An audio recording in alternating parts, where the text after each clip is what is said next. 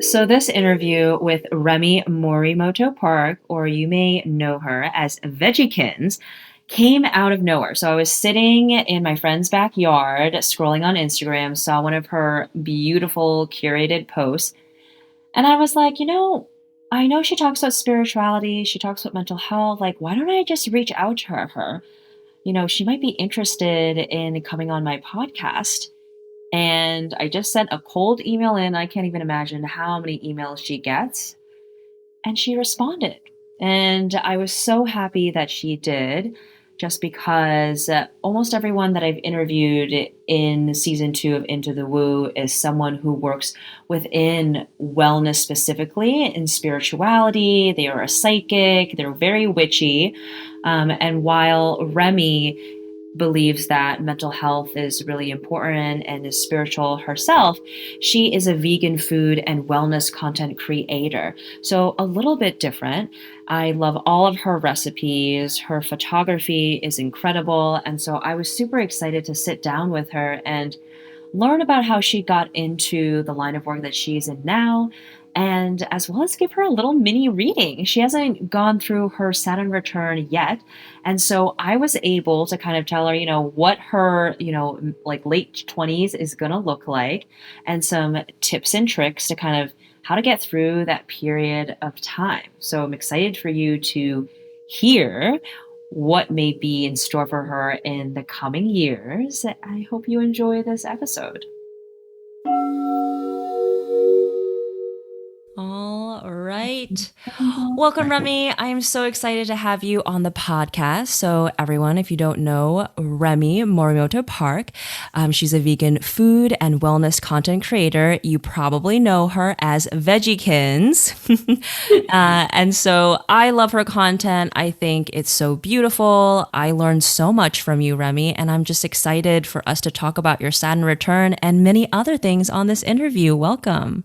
Thank you for having me. I'm so excited. This is probably one of the most fun podcast interviews I've done because there's a little bit of an element of a reading involved. So I'm really excited. Yes. Okay. So you are someone who hasn't gone through their Saturn return yet. You are right about to go through your Saturn return. I looked it up for you. It's going to happen May 2023, right around 28, 29. So mark your calendar. May 2023. All right. Okay, so with the Saturn return, there is definitely like a pre-phase as well as a post-phase. And so how are you feeling right now? You are so successful in what you do right now. And, how are you feeling? To be honest, I think it's actually really funny. I kind of was joking with a friend of mine that I thought I was going through it right now because things have been pretty crazy. I made a big life change earlier this year.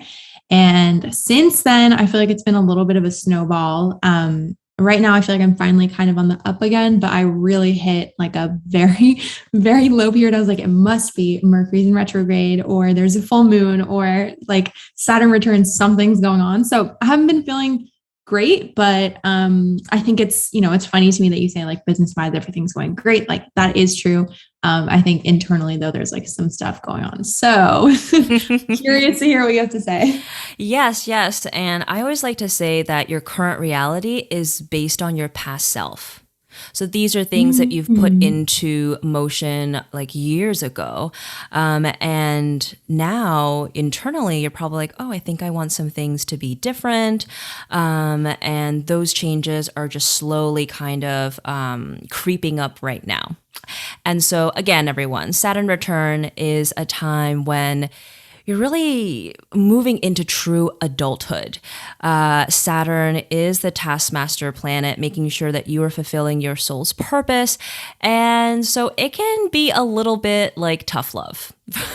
That's for sure. And everyone has like a different theme. And for Remy, her Saturn is in Pisces. Pisces. It's a water sign. It's very intuitive. And so I actually see you going through a bit of like a spiritual awakening. There are certain things that, certain practices that may have resonated with you currently or even before, like throughout your life, but you're going to really dive in deeper about your purpose, what you're meant to be doing in this lifetime. And so it'll be so interesting to see kind of like, the next evolution of you, which is the next evolution of your business, because Saturn in Pisces is very artistic, very intuitive, very creative, and also quite spiritual as well. And so something creative, a healing profession, being a spiritual teacher, something to do with like mental health, wellness, and well-being, like kind of like moving forward, kind of like what that next phase, that stage will look like, is going to be kind of like what you're going to explore during your Saturn return. How does that sound? How does that feel for you? I think it sounds like me. I feel like I find a lot of healing myself in sharing ways that people can heal. Like for me, sharing my journey has been a big part of my business, but also it's been a healing process for me. Like in sharing, I find that I heal a lot. Like when I go through something, I find that talking to people and sharing with loved ones or professionals is what really helps me. And recently, I've been kind of thinking about my business and purpose at a certain point. Like sharing vegan recipes is always going to be a passion for me, but there's always been an undertone of sharing that healing and wellness journey and that mental health journey. And I think I've been thinking a little bit more about how I can add more value. So for example, one of the things I'm working on is a book. And to me, that feels like a little bit more of like a tangible contribution, if that makes sense. Totally. And there is going to be an undertone of just talking about the journey alongside vegan food and how vegan food can be very healing, energetically as well. So it definitely resonates with me. I don't know why, for some reason, Pisces always scares me. Any water signs always kind of scare me, but yeah. Well, water signs scare you probably also because of your rising sign. So your rising sign is kind of how you show up in the world and first impressions, and yours is Capricorn. So it's very career driven. I have a lot of Capricorn in my chart, so I understand the sign like very well. It can seem a little serious. But your other signs, like your sun sign is in Sagittarius, that's your personality, always the student, but also the teacher, very adventurous. Sagittarius is the sign of international travel. And travel for you is so much more than just kind of like seeing things. Like you yourself grow through travel. It really shows you, your place in the world, how the world operates, and who you are. And then your moon sign is kind of how you make people feel, your internal world, your emotions, and yours is in Leo. My sun sign is in Leo, so I also understand this sign very well. It's very charismatic, magnetic, confident, and shines very brightly, very creative as well. So with another thing that I look at when talking about like Saturn return, but also kind of career and purpose, is the North Node. Are you familiar with the North Node in astrology? No, not too familiar. Okay, so the North Node is what you're meant to be learning in this lifetime, talks a bit about your purpose, and yours is in Scorpio. So Scorpio is all about death and rebirth and transformation. It's mysterious. It's very mystical, and a big lesson is going to be learning to be uncomfortable with uncertainty, learning to be comfortable with lots of transformation and growth and healing. It's super intuitive as well. Another theme of Scorpio is shining a light on darkness. And so, yes, you prefer comfort, especially because the opposite sign of Scorpio is Taurus, and that's the South Node for you. So something you're familiar with. It talks about like, past lives as well. And with yours being in Taurus, it's very grounded, it's very stable. And so comfort's a big thing, but in this lifetime you're really meant to be uncomfortable so that you can grow, and if you are able to kind of like meet these things in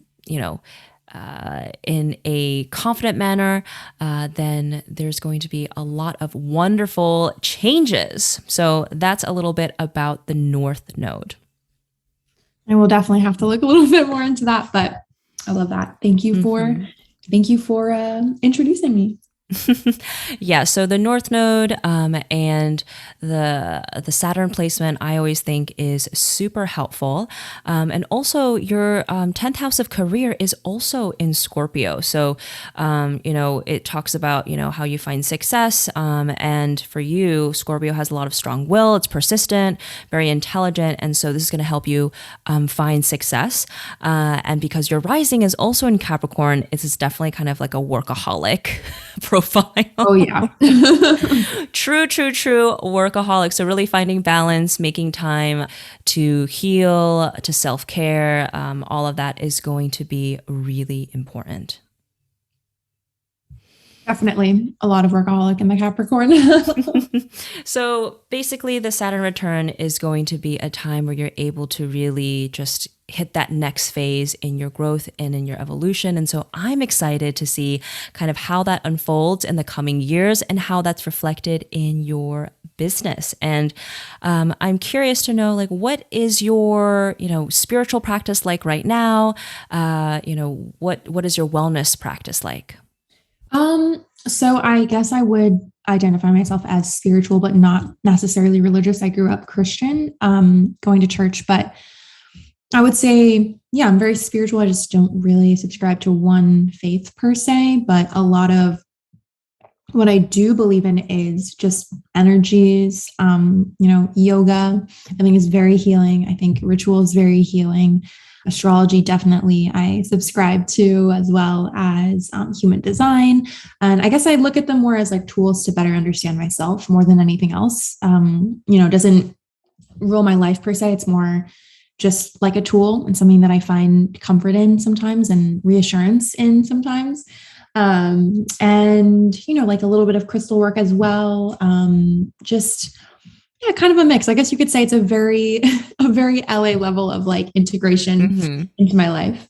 And as for wellness practice, so it's been interesting. I recently moved to LA and it took a little bit of a, I guess, adjustment period for me because just even things like access are so different coming from New York. So, I don't have a driver's license, which is something I'm working on, but it makes it a little bit more difficult to access a lot of what I'm used to, being like workout classes, yoga classes, infrared sauna, for example, acupuncture, and also just finding your spots. I think once you move is hard. Like I miss my acupuncture doctor so much. Like I miss her so much. She's great, but I've got to find my person here. And I think that's been part of the journey, as well as just being super busy with nesting in a new house and just kind of adjusting to my surroundings. So it's crazy to think that it's been quite a long time, but I'm still kind of falling into routine, I think, here. But what's been so amazing now is having access to nature. So being that a lot of my work is virtual and I'm sitting at a desk for honestly most of the day, I always try and make time to go outside. And just be in the sunshine, which is something that I feel like is a huge perk living here. So nature has been great for me. Movement is always something that I try and keep a part of my day in some way. And I find that helps me so much as far as just like sleep and getting more regular, stress levels. Like it's just so helpful for me. And then food wise, I would say definitely a vegan lifestyle and diet is something that I find really, really important to me wellness wise, because I feel my best physically. And it's just something that's definitely a huge part of my life. So right now, that's kind of what things look like. This chapter of my life, I feel like, is rest, coming off of just kind of like a medical issue, which is really just the manifestation of like so much stress that's gone unchecked for a long time. So in a way, a bit of a forced break, but sometimes you need that as a Capricorn, I think. Yes, totally. Is there something that you have to do every single day? For me, that's definitely some form of movement, whether it's a stretch in the morning or a walk in the evening. Ideally, I prefer something like really sweaty. I just find that not only do I feel a little bit more alive and like there's life in my face, but it's just so important for me with sleep. Like I find that I have such a better sleep when I do that. So I try and squeeze it in, but that's definitely, I would say, my priority most days. Are there any new wellness practices that you've picked up now that you are based in Los Angeles?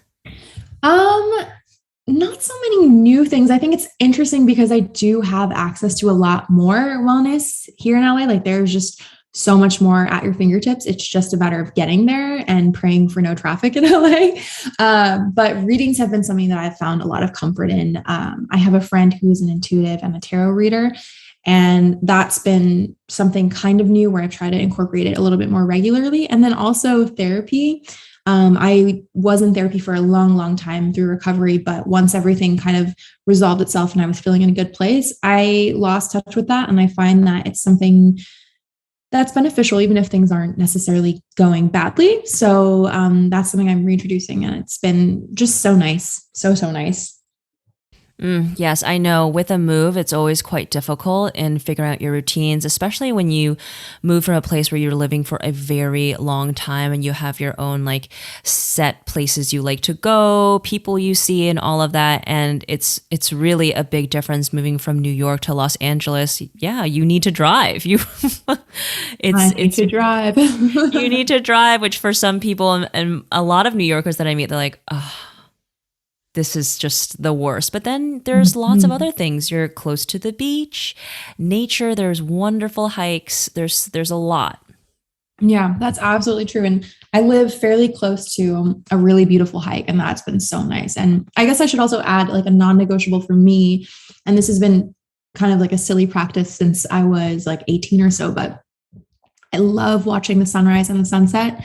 So pretty much every day, like I'll try and watch both. And I find that it's a really nice intentional way to wake up, but it's also kind of like something that I can commit to very easily every day that just makes me take a minute and appreciate the day. You know, like even if it's the worst day ever, there's always going to be a sunset and a sunrise to look forward to. So that is definitely something that I do every single day. It just doesn't even come to mind because it's so natural to me now after like almost a decade. But Oh, absolutely. I love watching the sunset and the sunrise as well. Sunsets are easier than sunrises though, because I struggle to wake up early.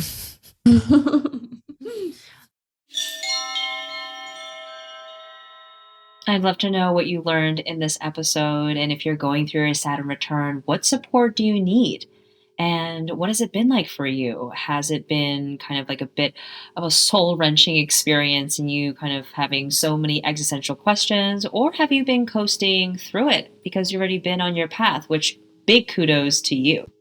Now, these episodes about Saturn return aren't just for people who are going through their Saturn return, which happens in your late 20s, mid to late 50s, as well as mid to late 80s. It's really a source of inspiration for people who are trying to just make a change in their lives, wanting to do something different, but afraid of taking the leap.